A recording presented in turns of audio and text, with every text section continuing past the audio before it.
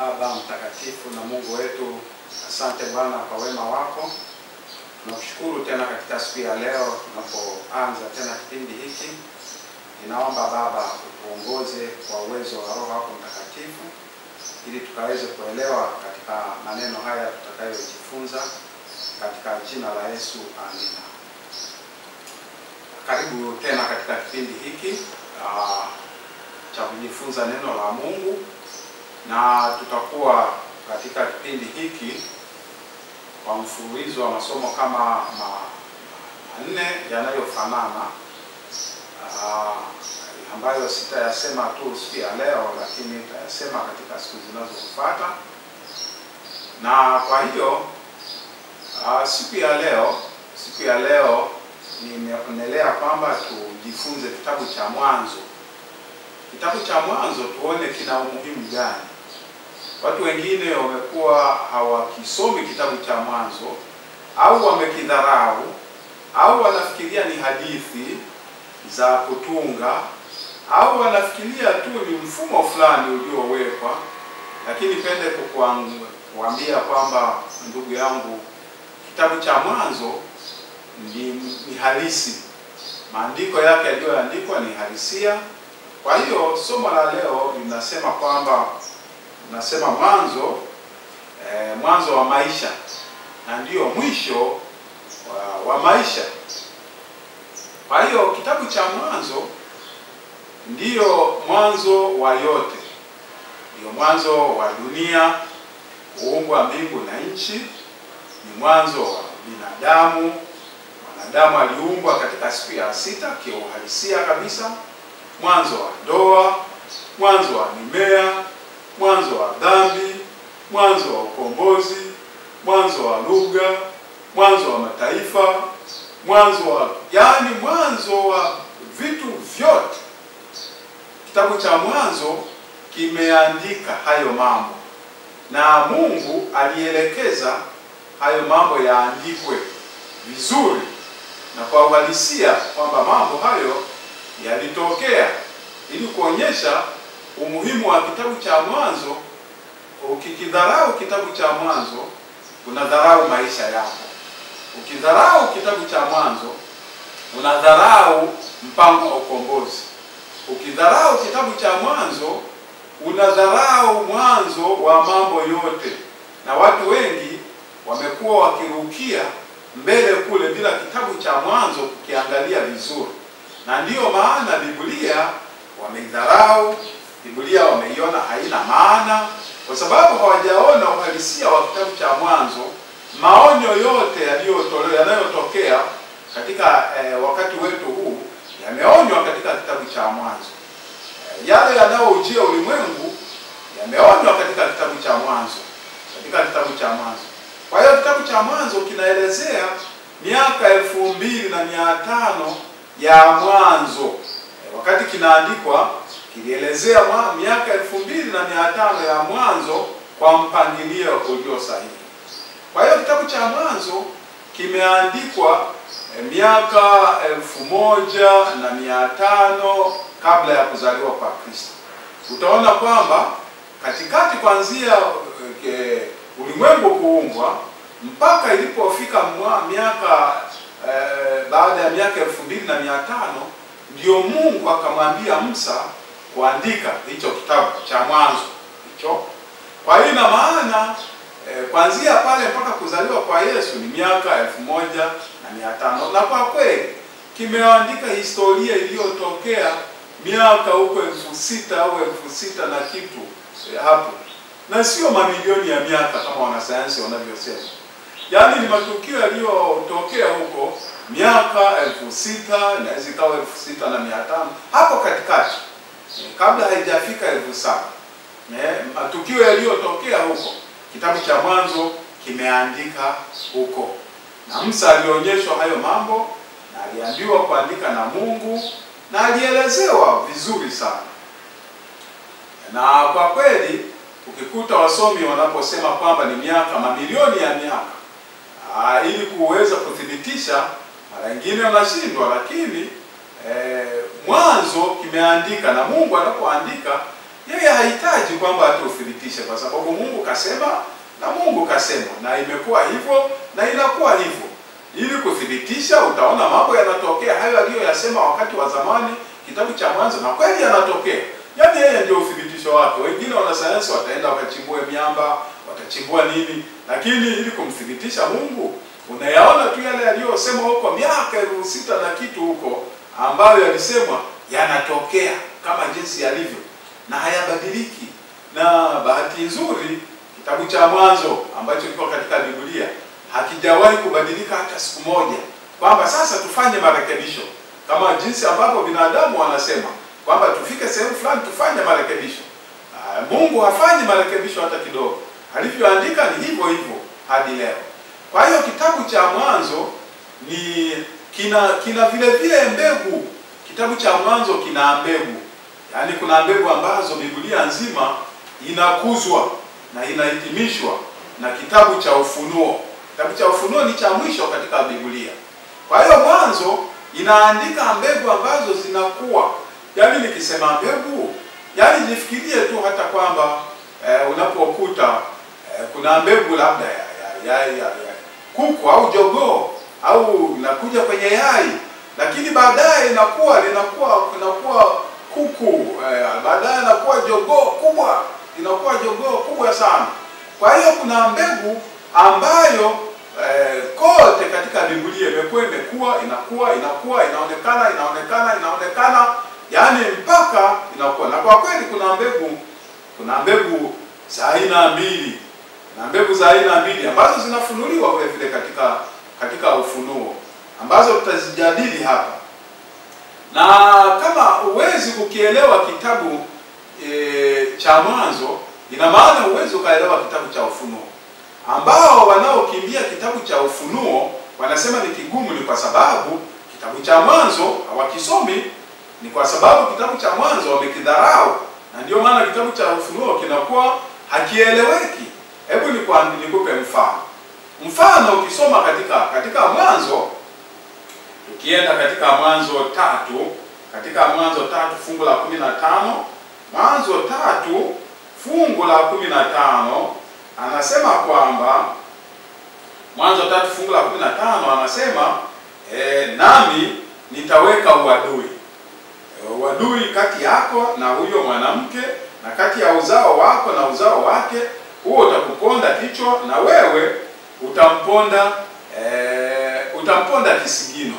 Sasa ukiona hapo kuna uzao, yaani uzao ni kama mbegu. Kwa Kiingereza amesema seed, ni mbegu fulani, uzao wako, ambao hapa Mungu anamwambia joka, utakuwa na uadui kati ya huyo mwanamke na uzao wa huyo nyoka, alafu na uzao wa huyo mwanamke na uzao wa huyo nyoka. Sasa uzao huo linganisha na Ufunuo 12. Ufunuo 12 utakuta kwamba kuna mwanamke pale alionekana na nyota 12 pamoja na jua na mwezi katika kichwa chake, na yeye huyo akazaa mtoto mwanaume, yule mwanamke, na uzao wake ukaendelea mpaka mwisho wa wakati. Na uzao huo aliuchukia, uzao huo naonesha ukawa na uadui na nani? Na joka, ambao kwenye Mwanzo imesema hiyo, Mwanzo 3 fungu la 15, yaani kukawa na uadui mkubwa katika hiyo sura ya 12. Kwa hiyo inaongelea uzao wa mwanamke. Lakini vile vile mfano mwingine unaona kwamba kwenye Mwanzo 2 fungu la 21, hebu tusome fungu la 21. Nasema Bwana Mungu akamletea Adamu usingizi, naye akalala, kisha akatoa ubavu wake mmoja akafunika nyama mahali pake. Fungu la 25, nao walikuwa uchi wote wawili, Adamu na mkewe, wala hawakuona haya. Unaona katika mafungu hayo uchi unatajwa, uchi wa watu hawa wawili. Na uchi unaosema hapa, nakedness, hausemewi uchi tunaofahamu sisi, lakini hawakuwa na utukufu wa Mungu. Walikuwa na utukufu wa Mungu, wamevishwa. Kwa hiyo hawakujiona wamepungukiwa na kitu, hawakujiona mapungufu yao hata kidogo, kwa sababu walikuwa wamefunikwa na utukufu wa Mungu. Lakini jibu linapokuja wanapokuwa wameasi kwenye Ufunuo hiyo amini kwenye Mwanzo 3 fungu la nafikiri la 7, wakajiona wako uchi, wakajaribu wao kujivika mavazi ya majani, lakini bado hawakuweza kufunika uchi wao. Lakini Mwanzo 3 fungu la 21 naona kwamba Mungu akawatengenezea nguo za ngozi ya kutoka katika ngozi ya mnyama, ngozi ya mwana kondoo, na ngozi hiyo Mungu mwenyewe akawafunika. Ilikuwa ni kafara ya kwanza baada ya dhambi.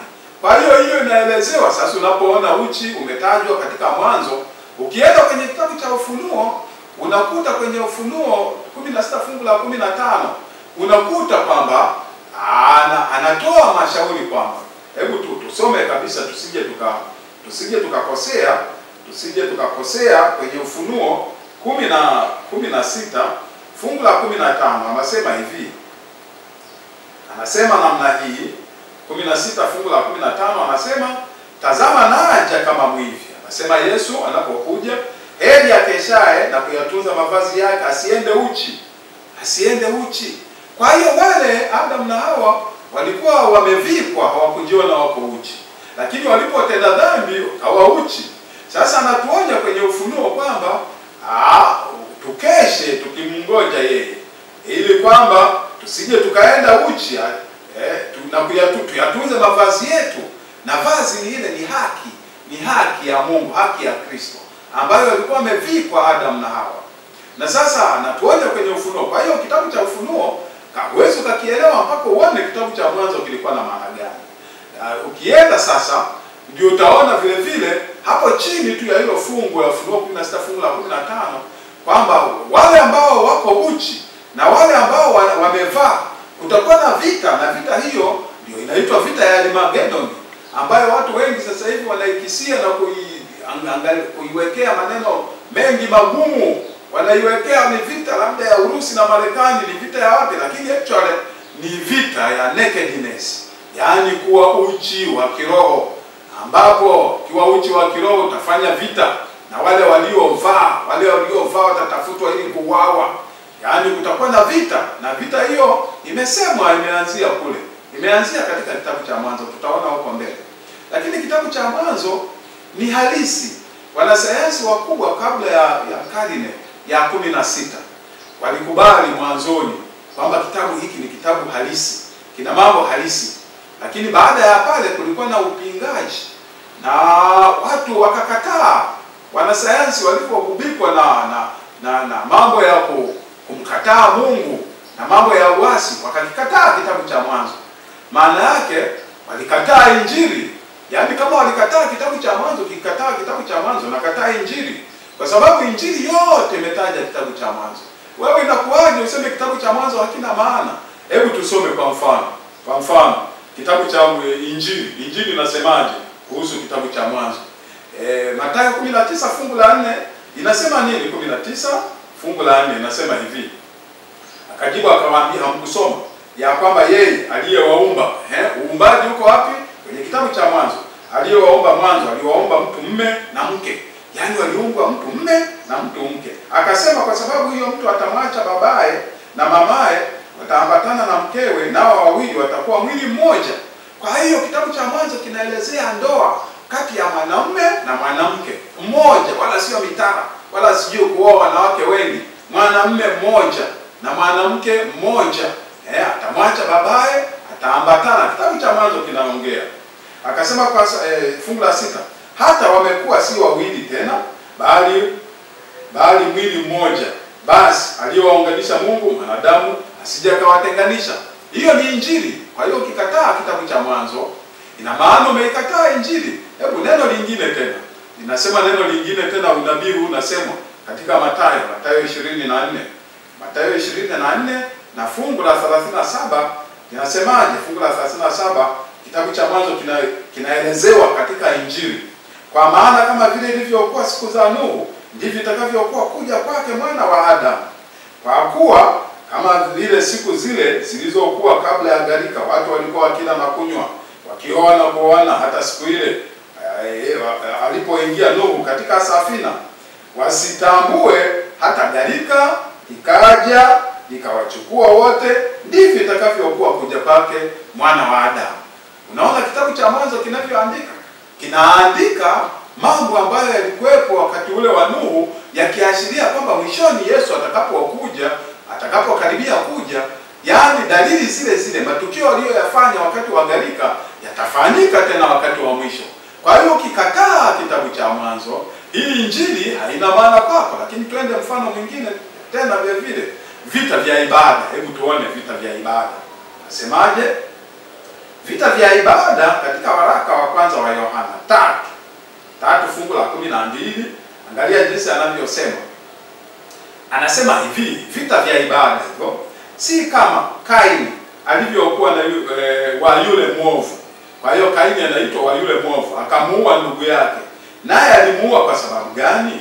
Kwa sababu matendo yake yalikuwa mabaya, na ndugu yake yalikuwa ya haki. Kwa hiyo inasemwa Yohana huyo. Kwa hiyo ukikataa kitabu cha Mwanzo, Mathayo utakuwa umemkataa Yesu, utakuwa umemkataa Yohana anayetaja sasa kwamba kumbe uovu una vita na wema, kama jinsi alivyokuwa Kaini alivyomuua ndugu yake, na alivyomuua ndugu yake, huo ulikuwa ni uovu uliotokea tangu kule kwenye kitabu cha Mwanzo. Kwa hiyo kitabu cha Mwanzo kinamtaja Henoko vile vile kwenye Waebrania 11 fungu la 5. Ukikataa kitabu cha Mwanzo, basi hata kitabu cha Paulo hicho cha Waebrania hakina maana chochote. Lakini hebu tuangalie ukoo wa Yesu ili tuone, je, kwenye injili hivyo ukoo wa Yesu unaenda mpaka kwenye kitabu cha Mwanzo kiuhalisia? Hebu twende katika Luka 3 fungu la 23. Tuanzie 23 hapo.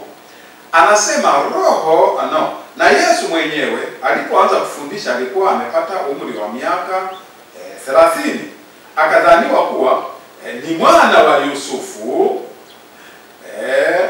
mwana wa Eri 24, mwana wa Matati, mwana wa Lawi, mwana wa Meliki, mwana wa Yana, ikaenda mwana wa mpaka fungu la 38. Lakini fungu la 38 ikaja mwana wa Enoshi, mwana wa Seti, mwana wa Adamu na mwana wa Mungu. Kitabu cha Mwanzo kinaelezea kwamba Adamu ni mwana wa Mungu, aliumbwa sababu aliumbwa na Mungu, na Seti ni mwana wa Adamu. Lakini imetokea huko kwa Yesu kwenye injili mpaka imetupelekea pale. Kwa hiyo unakuta kwamba sasa ukitaka sasa kuona Mwanzo jinsi ilivyo na umuhimu wake, utaona kabisa kwamba kule imesemwa Seti, lakini vile vile Seti huyo anaenda mpaka anazaliwa Yesu Kristo. Kwa hiyo ukikataa kitabu cha Mwanzo, utakuwa unaikataa injili. Lakini vile vile kitabu cha Mwanzo wanasayansi hata leo wanaelezea kitabu cha Mwanzo, theology wanasoma katika vyuo vikuu. Kwa hiyo ina maana kwamba ukikataa kitabu cha Mwanzo, theology haiwezi kawepo kabisa katika vyuo vikuu. Mpangilio wa nyakati, kitabu cha Mwanzo ndio kinazalisha siku inaanza saa ngapi. Siku inaanza saa jioni, alafu inaisha jioni tena. Siku inaanza jioni na inaisha jioni. Ingawa baadaye watu walikuja wakabadilisha, wanadamu wakabadilisha, si Mungu alivyotaka. Watu wakaweka kwamba siku inaanza saa 6:01, lakini inaanza jioni, inaisha jioni. Ule umma wa Kiislamu unafahamu kabisa jinsi ambavyo siku inavyoanza. Na vile vile kitabu cha Mwanzo kinaratibu mwanzo wa wiki. Wiki haikuanzishwa na wanadamu. Wiki ilianzishwa na Mungu mwenyewe. Siku ya kwanza, ya pili, ya tatu, ya nne, ya tano, ya sita, ya saba, Mungu akapumzika, akatuachia wanadamu tupumzike, tutafakari uumbaji wake. Wiki ikakamilika. Kuna wakati fulani wanadamu walijichanganya, wakaanza kutengeneza juma la wiki juma la siku 10, lakini halikuwezekana kwa sababu hiyo imetoka kwa Mungu. Lakini vile vile kitabu cha Mwanzo kinatuonyesha jinsi ambavyo miezi na mwaka, mwezi una siku 30 katika Biblia, siku 30 tu. Yaani kitabu cha Mwanzo kinaelezea hiyo. Ukikitoa kitabu cha Mwanzo, hayo yote hayatakuwepo. Sasa unapodharau kitabu cha Mwanzo, unadharau hayo yote.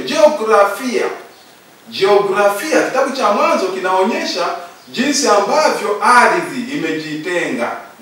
Maanake zamani, na tunaambiwa kabisa zamani kulikuwa nchi yote ilikuwa na maji, nchi yote, lakini ikatengwa, kukawepo na mabara, kukawepo na visiwa, kukawepo na nini na kila kitu. Kwa hiyo jiografia inasemwa katika kitabu cha Mwanzo. Elimu ya mimea, elimu ya wanyama, yote inasemwa kwenye kitabu cha Mwanzo. Mungu akaumba mimea kwa aina zake, yani species zake, yani zinazofanana. Watu wameanza kuchanganya sasa hivi species, aina zile, wanachanganya mmea huu na huu, ndio kuibuka kwa magonjwa yasiyofahamika. Wanachanganya mnyama huyu na mnyama huyu, wanachukua seli za mnyama. Mungu hakusema hivyo. Alisema wanyama wale kwa aina zake, mimea kwa aina zake. Kitabu cha Mwanzo kinaelezea, kama uko makini utaiona elimu, yani msingi wa dunia hii huko katika kitabu cha Mwanzo. Saikolojia, utaona wanasaikolojia wanakwambia kabisa, kwa kweli wengine wote huko tunafanya tu haya mambo ya ushauri na kupoza tu mambo, lakini sio kutibu. Lakini kitabu cha Mwanzo kinakwambia ubovu wa saikolojia yote, kuharibika, ni dhambi. Na ndiyo maana kitabu cha Mwanzo kinatufundisha mambo yote haya. Lakini sociology, jinsi ya kuishi katika jamii. Mume atamuoa, ataolewa na mwanaume mmoja, mwanamke mmoja, mwanaume mmoja. Lakini kitabu cha Mwanzo kinatuonyesha hiyo.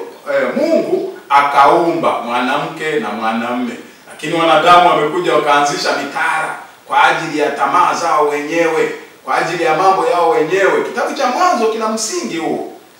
Lakini vile vile elimu ya binadamu na kadhalika, kitabu cha Mwanzo kinatuonyesha. Lakini vile vile kitabu cha Mwanzo kinatuonyesha maswali ya mtu anaweza akajiuliza. Mtu ambaye kwa kweli anajielewa ataanza kujiuliza, kwa nini niko hapa? Je, nina makusudi yoyote katika ulimwengu mimi kuzaliwa? Nimezaliwa kwa bahati mbaya au nina makusudi? Mtu anaweza akajiuliza, je, kuna Mungu anayenijali? Yupo Mungu anayenijali? Yupo Mungu mwenye mpangilio? Au nimetokea tu kwa bahati mbaya, kama jinsi ambavyo Darwin ambavyo anavyosema, yani kutokana na shituko wa kitu fulani, au kutokana na kitu fulani nimetokana na nyani, au nimetokana na mabadiliko ya mnyama fulani hivi. Kitabu cha Mwanzo kinajibu hayo maswali. Kitabu cha Mwanzo kinajibu kinasema Mungu ni mwema. Hivi Mungu ananijali? Ni mwema kweli? Ni mwema kwangu? Kitabu cha Mwanzo kinaonyesha kwa kweli.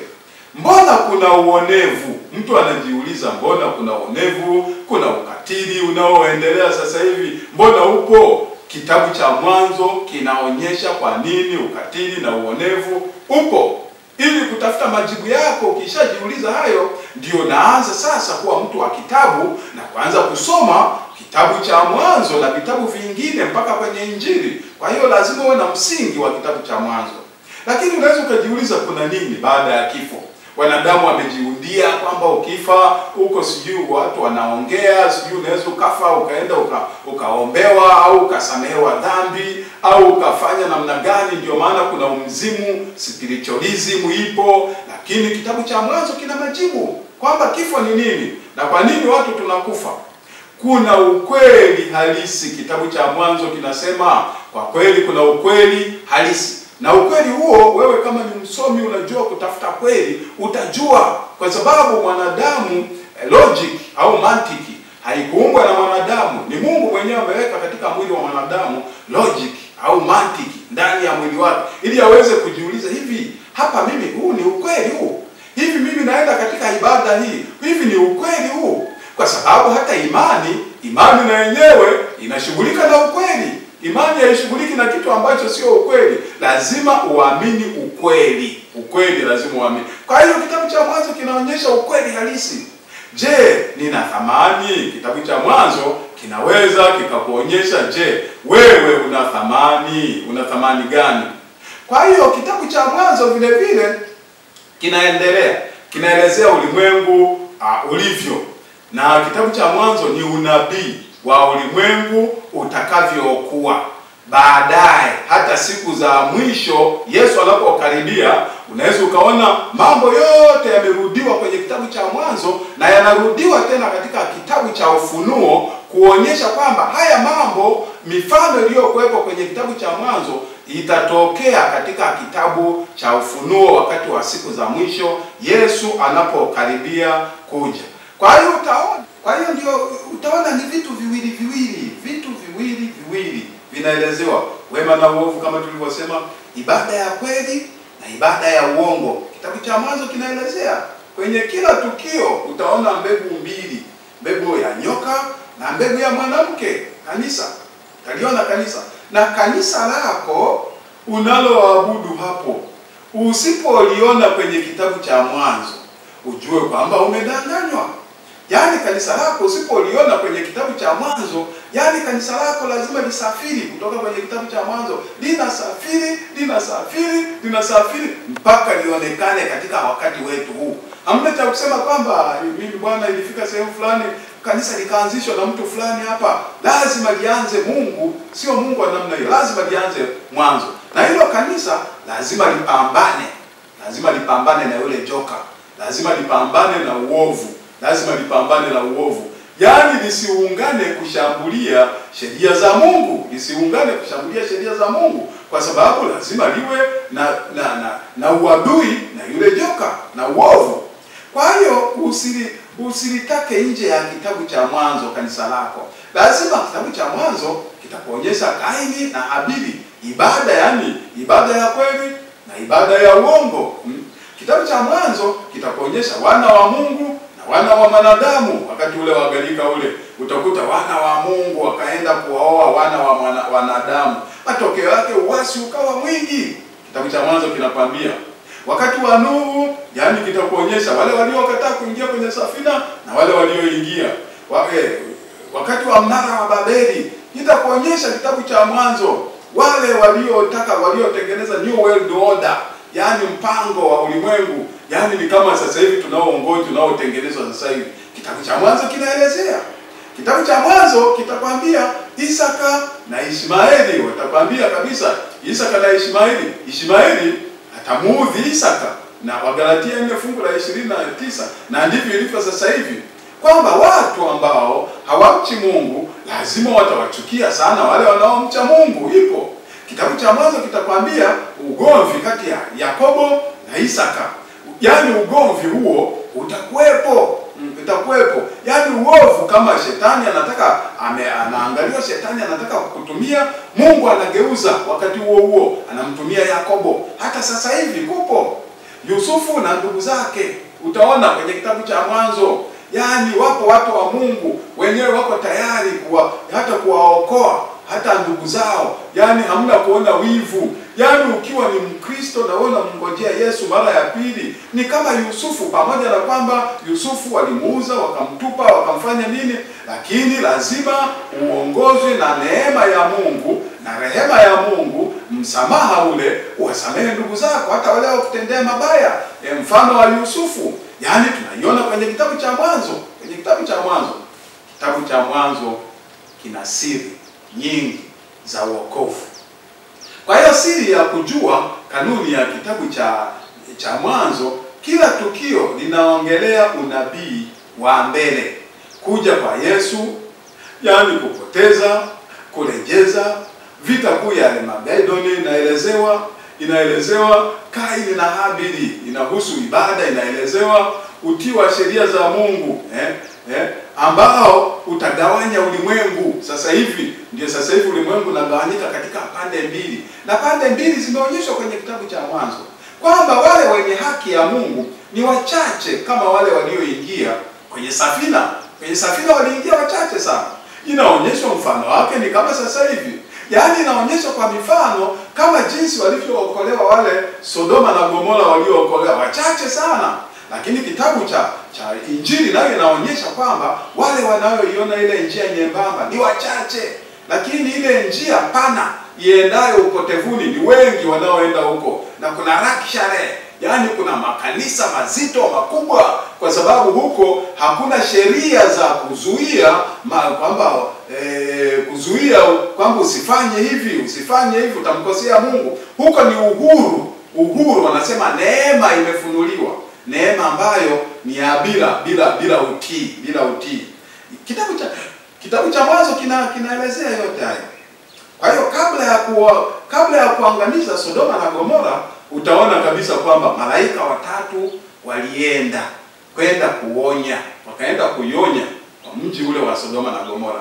Kitabu cha Ufunuo na chenyewe kinakwambia kwamba kabla ya kurudi Yesu Kristo, malaika watatu watapaa katika anga wenye injili ya milele. Mwingine akiwaambia mcheni Mungu na kumtukuza, wengine akisema umeanguka Babeli, mji ule ulio muovu. Mwingine malaika watatu anasema mtu yoyote akiabudu ile sanamu na kuitumikia yatakunywa katika mvinyo ya ghadhabu, na kadha wa kadha. Malaika watatu nao wataonekana. Kitabu cha Mwanzo kimefunua hayo.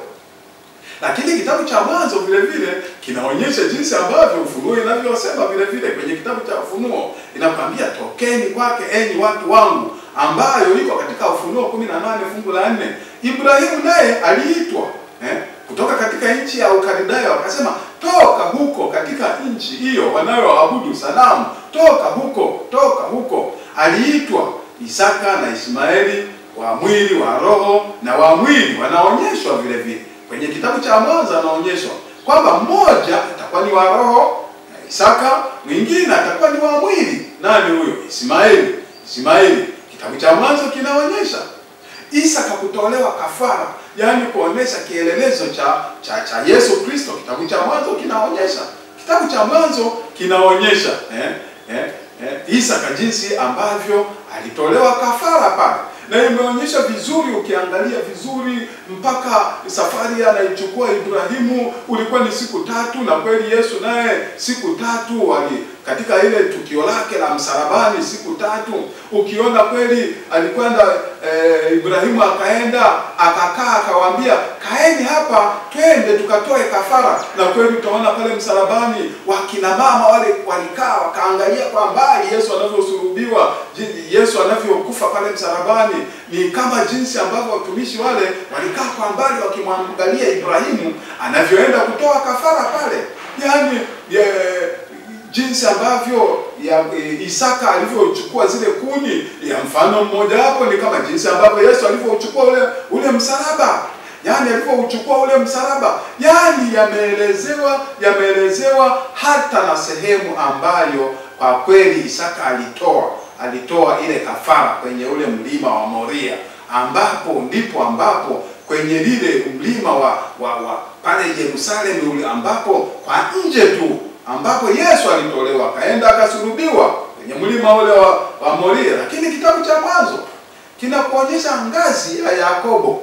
Ngazi ya Yakobo ni connection, ambapo ngazi ni Yesu Kristo, connection kati ya mbingu na nchi. Hebu tusome kwenye kitabu cha Yohana ili tuone huu muunganiko huu. Kitabu cha Yohana 1 fungu la 51. Kuangalia ngazi ile ambayo aliiona Yakobo, malaika wakipanda na kushuka, wanapanda na kushuka.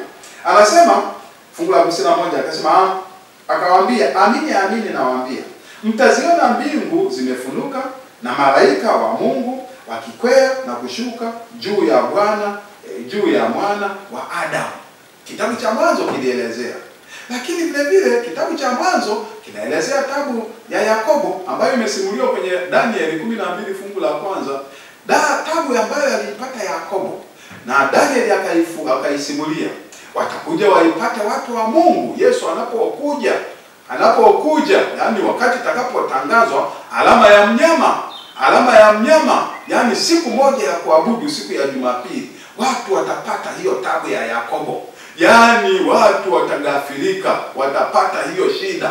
Tabu ya Yakobo itakuwepo. Kitabu cha Mwanzo kimeelezea.